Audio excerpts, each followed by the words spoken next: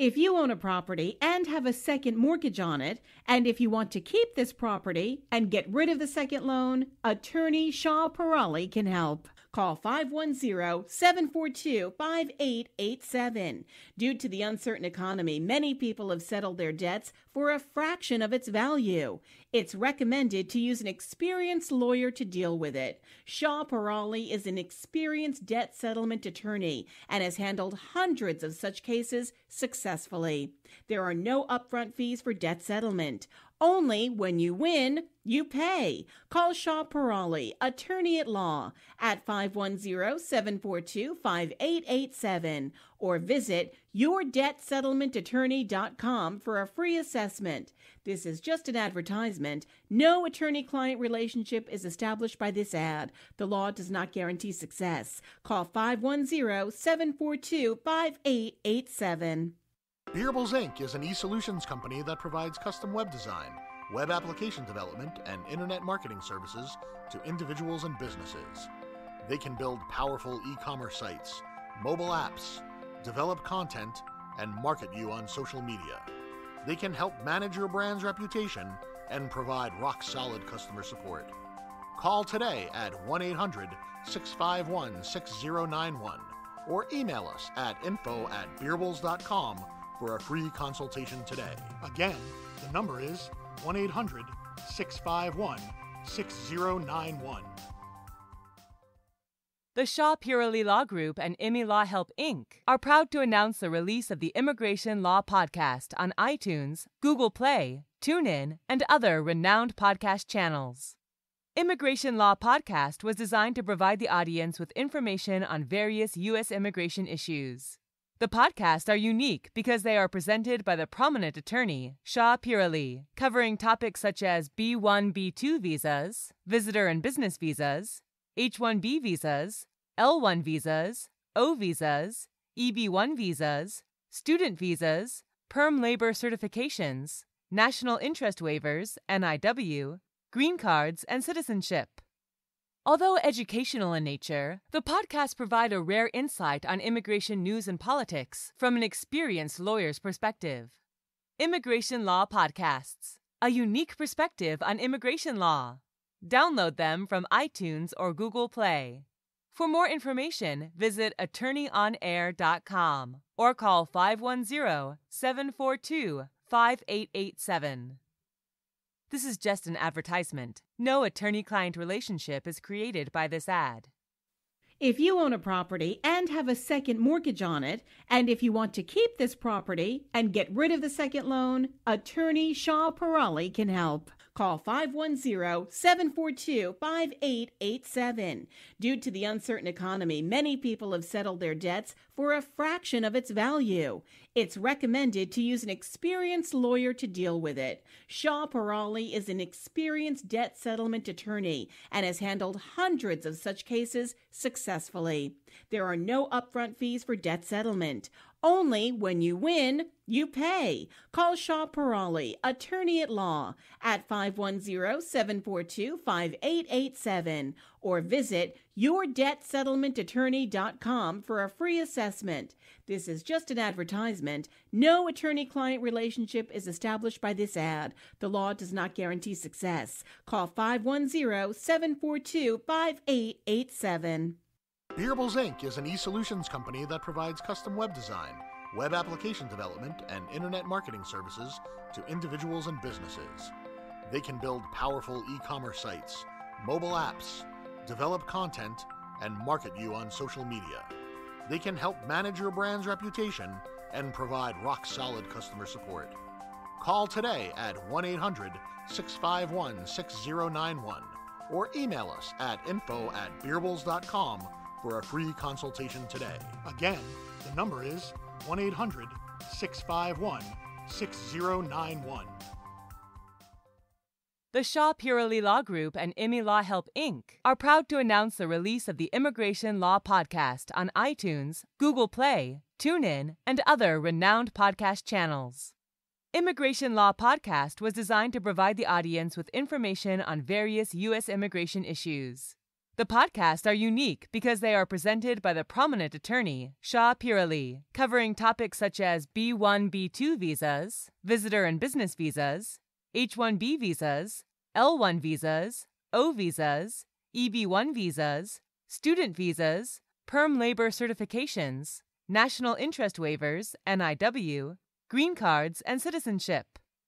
Although educational in nature, the podcasts provide a rare insight on immigration news and politics from an experienced lawyer's perspective. Immigration Law Podcasts, a unique perspective on immigration law. Download them from iTunes or Google Play. For more information, visit attorneyonair.com or call 510-742-5887.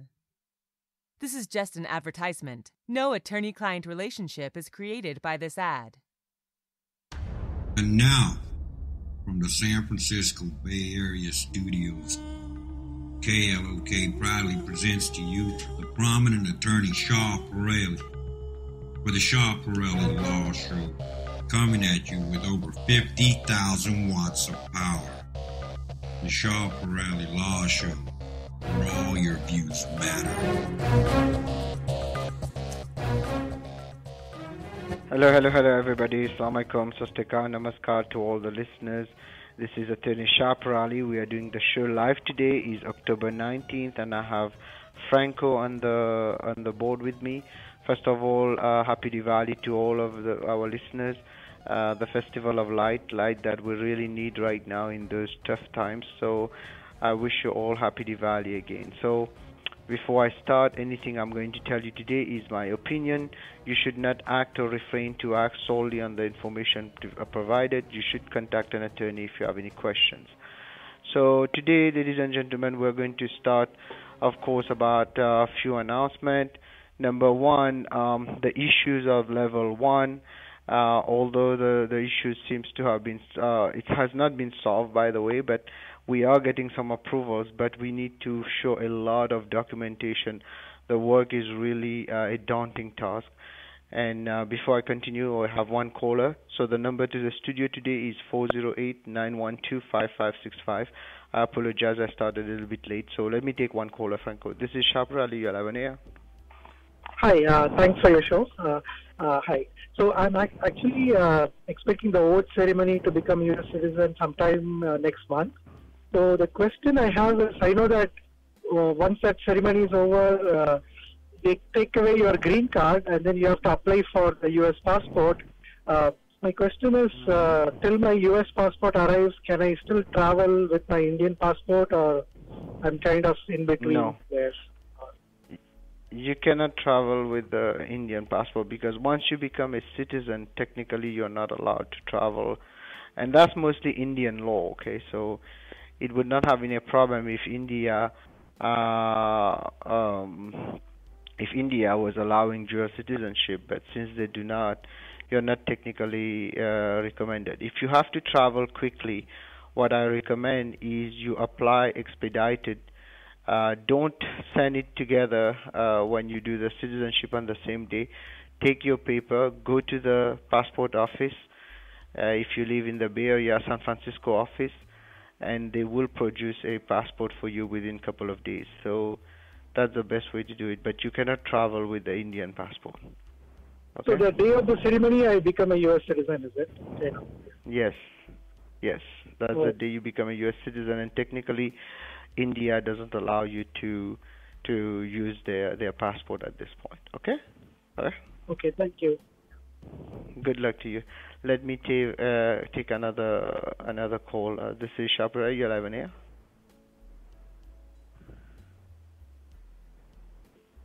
Hello? Okay, so we lost the caller. So feel free to call us 510-742-5887 is the number to our office, but the number to the studio today is 408-912-5565. 408-912-5565. And just to let people know, again, I don't know if you heard me earlier, I said happy Diwali to all, and I wish you all the best for the day and for the coming year. And also, we're going to talk a little bit about about few things on immigration. But let me take the callers because I know they've been waiting. This is Shah Peerally, you 11 here. Okay, we lost the caller again. So I apologize for that. What happens is that people call at the same time and the line tends to get clogged. So if you want to call, 408-912-5565. So going back to H-1B, of course, let me take another caller. This is Shah Peerally, you 11 here. Yeah, hi Shah. Good morning. This is Hi. Prashant here. You handled my case. I really liked it. I got my H1B H1B approved extension. I really like your team and all your support your team has done. Oh, so thank before you. asking my question, I just want to thank you once again for all your team support and your support handling my case. Oh, thank you so much. It's kind of you to call. Thank you. Okay. Go ahead. Sure. Tell me, what can I do for you? I have a question. So for my friend who is from Stanford University, so he did master from Stanford University. He got his H1 in master's quota, and right now he's going to finish his 6 years in October 2018. So Stanford being a non-profit organization, some of his friends who went for like H1 transfer or extension are getting rejected based on they're saying like non-profit organization, we issued your H1B in a it's not valid. Your H1 is not valid. Your university is not valid. Something like that they're telling, and they're rejecting basically the H1Bs. Now my question is like whether he got his I-140 approved through his current employer, and whether he can go for he wants to apply H1B in the next season on his bachelor's, whether he's eligible to apply his H1B, the new H1B on his bachelor's. That's my question. Okay, so you got, let me get it right. So the case was rejected because the school was not accredited, right? That's what you're saying? His case is not rejected. So he's just his friends got rejected. His friends' applications for transfer got rejected based on the universities. So he's just fearful and he wants to be in safe zone. He wants to apply H1B in the next season. Okay, He can use his bachelor. If his bachelor is good, not from a university which has issues, then yes, he can just go ahead and use a bachelor's degree. But if the bachelor is from India or from other country, you need to get a credential evaluation, and that's pretty much it. You don't have to apply in the master's degree then. Yeah, it is safer to do that. Actually, it is the only way to do that. I don't recommend people who have with universities which has issues to apply under the masters. No, I understand, but he's currently on H1. So can he apply a new H1 while he's on the current H1? No, he can if there's time left. You told me also he has 6 years in his hand, right? He has already used 6 years. No, he's on the 6th year. He's last is 10th October 2018. That's gonna end his 6 years. Okay, yeah, he will have to apply for an H1B in April, and by that time there will be only 6 months probably left on the H1B for him to use, because even he got an H1B non-profit, right? That's what you're saying before? Yes. Yeah. So if he's going to a profit now, he will have to apply in April, of course. If he goes to another non-profit, he can file it now. He will still get up to October. But unless he have an I-140 approved already, he will probably not get the H1B, because there will be less than 6 months probably left on his H1B. Even they give him an H1B will be only for 6 months. So the new H1 also they will give only for 6 months. Yeah, because the only way he can get a new H1, because although it is a non-profit, that 6 years is still counted towards H1B. So that means by the time the H1B kicks in, even the 6 months he won't get it, because if he continues using that same H1B he is on right now, and he goes up to October 2018, and by the time let's say he files in April, the H-1B kicks in April 2018, he won't get it because he already completed the whole 6 years. So the only way to solve that is either have an I-140 approved or leave the country for 1 year and then come back on H-1B, or find another visa like maybe O1 or something like that to be on. He cannot be on L, he cannot be on H-1B. So his I-140 is already approved, Shah. His I-140 is approved, then no problem. Then he can apply, yes. He will get full 3 years. Oh, sorry, I didn't know that one. I didn't hear that. Okay, so if the I-140 is approved, yes, he will get his full 3 years. He can apply in April, and yeah, he won't be able to use a non-profit to move to a profit. So he will have to apply under the new quota, and then if he gets it, he will get his full 3 years, as long as the I-140 is still there. Okay? Oh, okay. So he has to go for the quota again, in the regular quota. Yeah, because he never been in the quota. He's just been in the cap exempt one. So he has to go in the quota now. Okay? Okay. All right. Sure, Shah. Thanks a lot. I appreciate your support. Good luck to you. Thank you so much for your kind words. No problem. Let me take another caller. This is Shah Peerally. Yeah, you're live in here. Hello. I think I lost. So, ladies and gentlemen, I apologize. I know that sometimes we have technical issues, so feel free to call 408-912-5565. Let me take another call. This is Shah Peerally. You're live in here. Hello, hi Shah. This is Kaushik speaking. Hi Kaushik, how are you? Hi. Doing good, Shah. Thank you for this amazing show. It's very informative. Thanks a lot for this. Oh, thank you so much. I appreciate it. What can I do for you? I have a quick question, Shah. Currently I'm on a L1 and I have applied for L1 to H1 change of status through a different company. Mm-hmm. So what it means is currently I'm on a L1 from a company A and I have applied for the change of status from a company B. Yes. Okay. And it got approved yesterday. The change of the status got approved yesterday. Yes. So my question is, can I give a 2-week notice period to the company A from which I am on a L1 visa and then shift to company B after 2 weeks?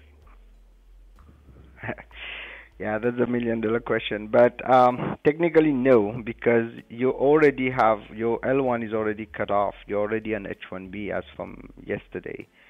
Having said that, there is a law which kind of forgives you for 2 weeks, not 2 weeks, for 180 days if you unlawfully work. If you continue working with company A, you're going to be doing what we call unlawful work.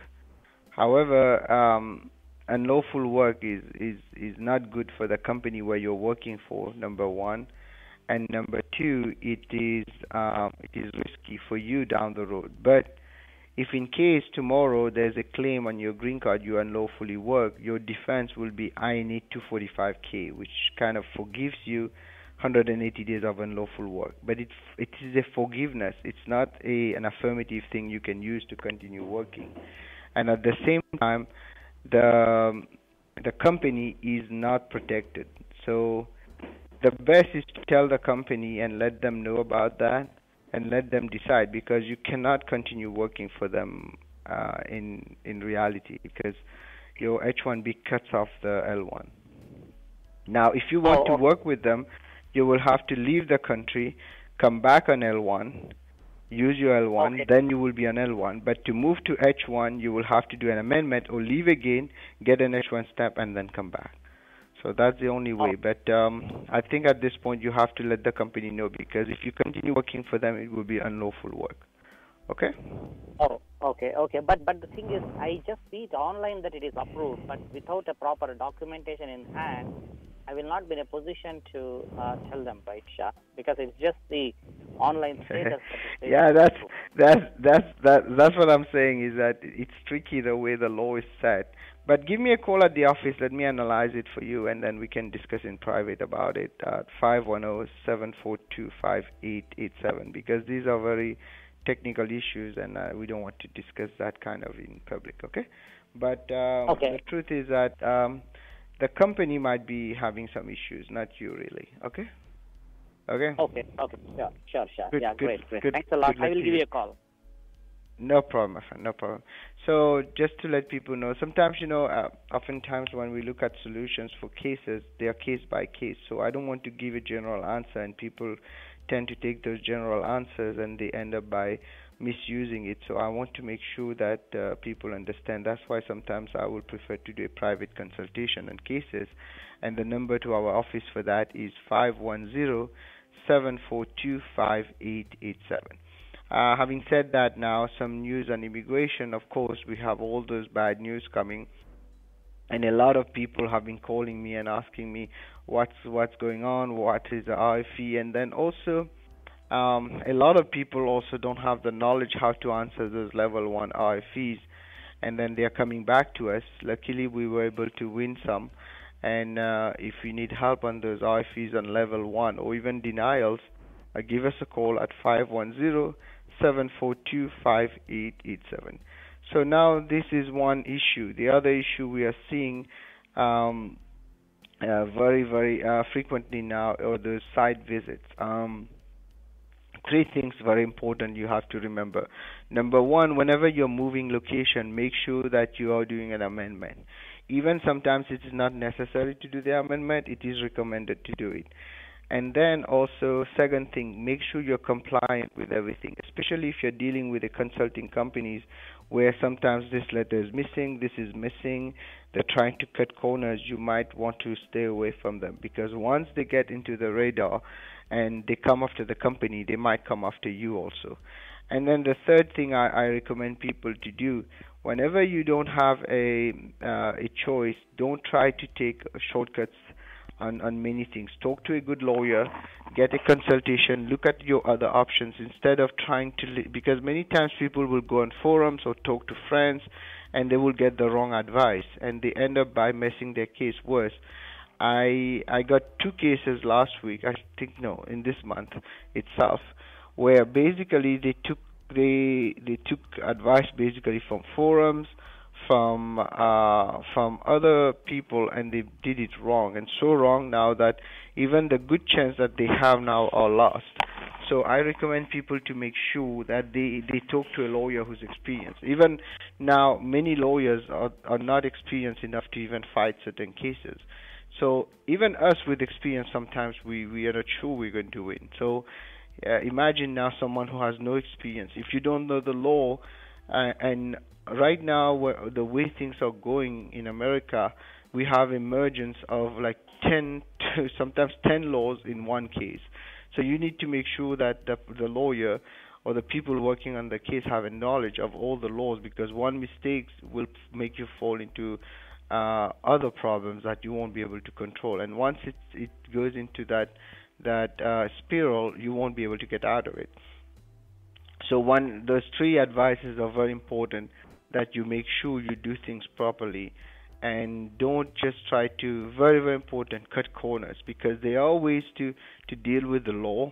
These are exceptions to law, what we can use and things like that, or creative, but don't try to twist it and try to find bad shortcuts which will eventually come back and bite you. So be very, very careful on that. So ladies and gentlemen, we had a bunch of callers at the beginning and we had some drops. So I apologize for that again. And I would like you to call if you have any questions. You can call the studio right now, 408-912-5565, or if you want to call for a private consultation, 510-742-5887. And now talking about what's happening out there, questions that we are getting a lot. Of course, number one, people want me to predict the visa bulletin. I used to do that, and I used to get it very close, but now I have kind of stopped doing it because I wanted to see the trend, what is going under the Trump administration. And one good news out of this, there was no retrogression except EB1 and then came back.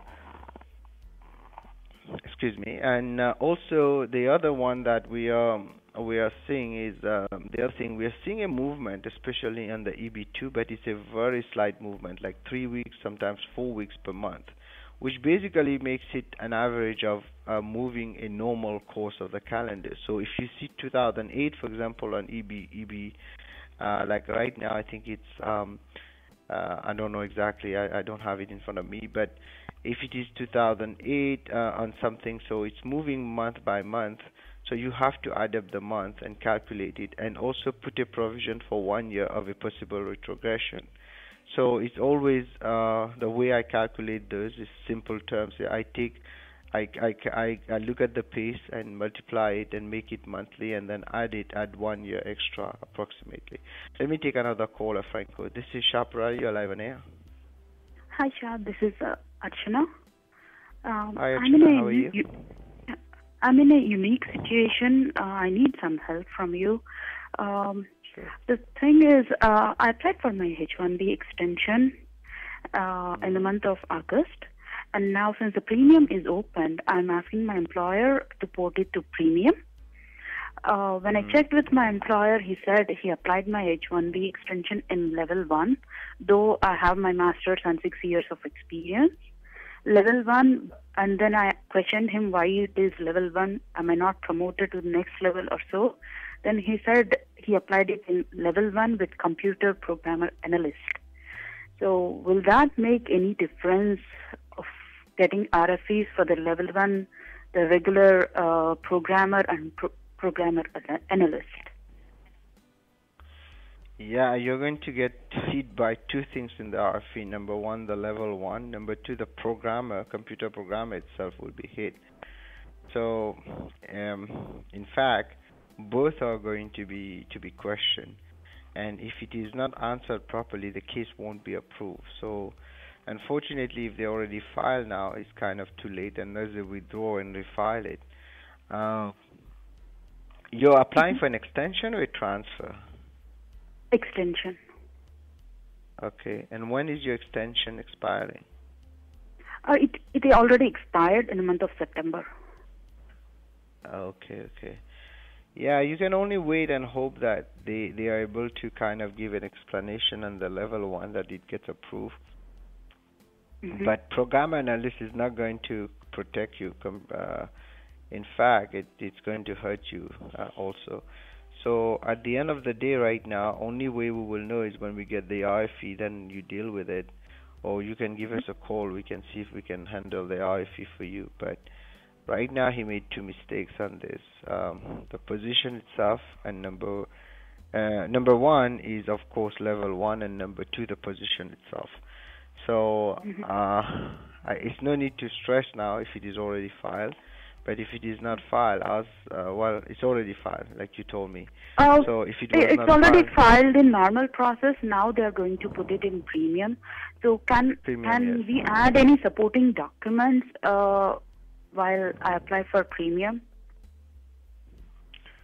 No, because it will be lost. They won't count it. Okay. I do have another question. If you have. Yeah, go ahead quickly if we can. Yeah. So now I'm working for a good company here in San Jose, and now my manager is asking me like if you can come and convert as a full-time employee. And I spoke to the HR as well from that company, and I explained the situation like my employer is going to apply for premium, and I don't have any valid H1 except the receipt number. And the HR of this company, he's asking me to wait for whatever happens, whether it is positive or RFE or whatever it is. And he gave me another choice, like if anything happens, we can go ahead and file H1 for you, like an H1 transfer. So in that case, you have to go for the counselor process. So what do you suggest the best way? Yeah, I think you should take that offer. But there's another way they can also do it. What they can do, they can still file a transfer for you under premium and then request to make a bridge based on the extension. Then in the meantime, what will happen is you can continue working while it's pending. And then if in case it gets denied, only part of it will get denied. Only the part of the transfer or the I-94. then you can just use that, go outside, get a consular processing. But you can just file it as a transfer, because when you file a transfer, you're requesting two things. You're requesting, number one, to move your job from company A to company B. Number two, you're requesting that, A, you are in status, you want to transfer that status from company A to company B. Right now, you are not in status. What you are in is called a period of stay, so you're not supposed to be able to transfer. However, there is a way to claim something called a bridge, which is not an official way, but it's just something you can request at the discretionary power of the USCIS. I've done this in a couple of cases, and it does work. Now, if it doesn't work, you will still get an approval on the first part, which is moving from company A to company B. So I recommend taking that opportunity, because it seems your employer already, sorry to say that, but he messed up your case. Level 1 is bad. And two, and he knew that because this problem was happening beforehand since a long time now.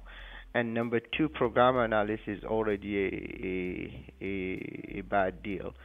So whenever you go to this program analysis, you actually have to put at least level 2 or level 3. So right now, I'm pretty sure you're going to have some issues unless you're very lucky they come out without taking any questions. But I don't expect that it will just go smoothly. And filing the premium might not be a good idea to fasten it. So if you want to claim the bridge, because if you want to move to company B, they will need some time to actually prepare the case. So the best is to let this case hanging so that you can transfer a case based on the bridge, because you won't be able to ask for the bridge if company A extension gets denied before you file. So the best is to delay in company A, have company B file your transfer. As soon as the transfer, it might get approved with the I-94, then no problem. If not, the worst case scenario, you just have to leave and come back. Okay, great. Can I get your number so that I can call you directly and get more insights? Definitely. Your number is 510-742-5887, 510-742-5887. We can do a consultation, no problem. And if you need help, we can help you also. Okay? And what is the best time to call you? Sorry, I'm taking too long. Just call the office. They schedule my time. I don't even know my timing usually until I look at my calendar. But you just call one of my assistants in the office. They will schedule the time. Okay? Okay. Thank you. You're welcome. So let me take another caller. This is Shah Peerally. You're live in here. Hello? Hello? Okay, I think I lost the caller. So, ladies and gentlemen, this is Attorney Shah Peerally. We're live today on Diwali Day, and it's October 19th, 2017, and we are dealing, of course, with immigration law. But also, there's another area where we help people a lot. This is the area of debt settlement, and this is becoming another big issue too, because a lot of people are seeing themselves with. We are seeing a lot of layoffs. We are seeing a lot of other issues that are pretty much kind of becoming the daily thing, and people want to get out of debts, or they have overused their credit cards, and suddenly they see themselves with big chunk of money coming out of their salary, and they could use this money probably to stay afloat. And this is where we can come in and get you a deal. We can do what we call a debt settlement for you. The debt settlement, it works like, for example, you owe $100,000. We can negotiate it and bring it to maybe $20,000, and they forgive you $80,000. We can do that for second mortgage. We can do it for business loans. We can do it for we can do it for credit cards. We can do it for lines of credit, etc., etc. Just give us a call, 510-742-5887. And since this department works as a pre-litigation department, we usually work on a contingency basis. That means when we win, then we take a cut from you. So that's the way we deal with those cases. So just please give us a call, 510-742-5887. Now, let me kind of go back to immigration, of course, because so many things has happened in immigration. Number one, the Trump order to ban, of course, they call it the Muslim ban, but there's several countries that he has proposed to ban entry. There was a lawsuit by Hawaii and some other states, and they file a TRO, a temporary restraining order, blocking this.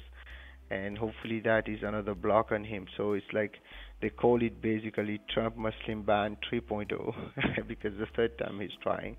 Now the other thing, of course, is we are seeing a lot of issues where people are getting ripped off by non-lawyers, and I would like to just mention that a lot of people are pretending to be lawyers or immigration consultants. In United States or in America, immigration consultants don't really have a say on any case unless they are BIA certified. That makes them very different. So don't get confused. If you want to hire a lawyer who's licensed in at least one state of the United States. So just don't go for the option where you just take supposedly a consultant, fill the form, because that is becoming really a big problem. It's been a problem for a long time, but now it's worse. And a lot of them are actually pretending even to be lawyers, so you might want to double check your lawyer if he has his license still good or not. So this is very, very important because all these are affecting cases and people are suddenly getting burned, because many times when you hire those immigration consultants, not the consultants as you know it, they themselves, the immigration consultants as we call them, they just they will do something wrong for someone, and then when they are investigated, the Department of Homeland Security might actually review every single cases that they have worked on. So it is important that you make sure that you hire a real lawyer. Let me take another caller, Franco. This is Shah Peerally. You're live on air. Hey, Mr. Shah. This is Dipti. Hi, Dipti. Yeah. So my question is, like, if I want to do change of status from H1 to H4, when should I let my client know, and when should I stop working on H1? Okay, so you're moving an H4 and you don't have an H4 EAD, right? You cannot get an H4 EAD, right? No. Okay. Well, your question is, when should you tell your client when you're going to quit? When should I quit? During this process, once you file it, once you get the receipt, you're eligible to quit. Well, okay. You can quit earlier than that because work doesn't cut off your student visa. And the H4 itself is taking 100 days, 120 days to get approved, actually, change of status. So you can wait after 2 months, then you tell them, but the best is to tell them and leave. So there's no rule for immigration on that. They don't really care about the employer. All they care is about the immigration paperwork. So there's no real date you can tell them, but the best is to tell them if you want to continue working until your H4 is approved. The H4 will probably be approved in a couple of months, or actually 90 days. So I would recommend after 2 months at least to tell them if you're continuing working there. If you're planning to stop working, then you can tell them right now. Okay. Yeah. Thank you, Mr. Shah. Thanks. Yeah, good luck. So, ladies and gentlemen, if you want to call, I think I can take one more call or so. I don't know if I have more time, Franco, because I have Amit coming. So let me talk a little bit about immigration. So if there's one call I can take, otherwise I will not be taking more callers. So so I don't think I'll be taking more callers now. So let me talk a little bit about what's happening out there. There are a lot of things happening, of course, and it's a nightmare on a daily basis when we see the kind of things we are seeing. But having said that, that doesn't mean we are not getting cases approved. In fact, we are getting a lot more cases approved. Not, of course, more than before, but we are getting more difficult ones sometimes, and that requires a lot of work, actually. For example, those RFES are taking us so many hours, and I know a lot of people always call us, say, hey, prepare it, I'll give it to my lawyer. But the truth is that the knowledge we have put in that, the amount of work we have put in those RFEs, especially on the level 1, is very hard to share it, because it's kind of take out all our effort how we dealt with them. And now the other thing that we are seeing, let me take one caller. It will be the last caller, Franco. This is Shah Peerally. You're live in air. Hello, sir. I have a question about EB3 to EB2 conversion. Yes. Do you think the BSc candidate, 3 years BSc candidate, is eligible with 20 years of experience to convert EB3 to EB2? No, and yes. There is a rule which is called the exceptional ability, where you basically kind of file a request to convert the EB3 to EB2 based on your 10 years of experience, and you're a person of extraordinary ability commanding a high salary. But most people never try to do it. In theory, it is there, but I have not done it in practice because most of the time people will back off. They are too worried about doing it. But yes, there is a way to do that. It's a difficult way, but it is possible. Now, the other way, of course, is to complete maybe a master's degree and then refile under what we call basically EB2. Okay. Hello? Thank you. Hello. Thank you. I'm sorry. Okay. So, good luck to you. So, ladies and gentlemen, I'm so sorry. I'm a little bit tired today, so you might hear my voice a little bit sound. I had a cold and I just got out of it, so I apologize for that. And also, I think we have one more caller. Let me take the caller. This is Shah Peerally. You alive in here? Hello. Okay, I lost the caller, Franco. So what I wanted to say is that now we have a lot of issues going on with when it comes to immigration, and it's going to get worse before it gets better. And we recommend that, of course, if you need help, give us a call at the office, 510-742-5887. And just to let people know, cases are still getting approved, and now we have the premium back, so it is time to take advantage of it.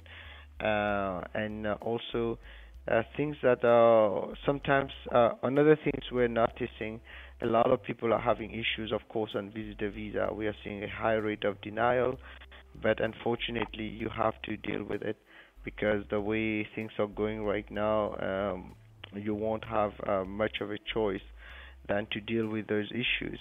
And at the same time, for people who are not able to find any solution, we don't recommend you to stay in the United States unlawfully because this can get worse on you.